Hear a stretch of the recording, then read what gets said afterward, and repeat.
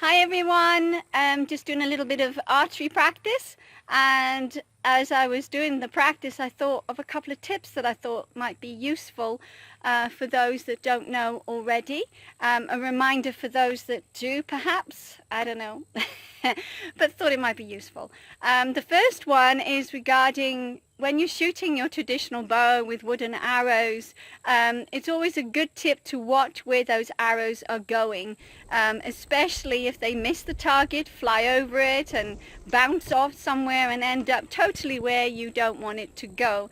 And it's a good tip especially for those who shoot with natural colored fletchings like I do. I use natural goose feathers, white or grey, and so they can often disappear into the undergrowth.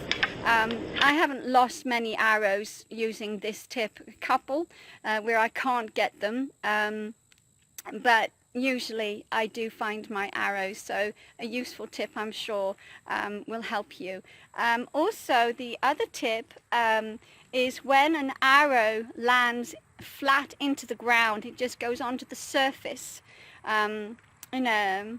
in a horizontal way into the ground, and there is a certain way to pull it out of the ground so that you do not ruin or damage the fletchings. So I'll show you that in a second. Okay. Okay, so here's the arrow. The point is here, you can just see, and it's just literally skimmed underneath the grass here and the undergrowth, and there's the fletching just there. So that's the arrow in the ground. You can do this even if it's gone underneath into the mud a bit.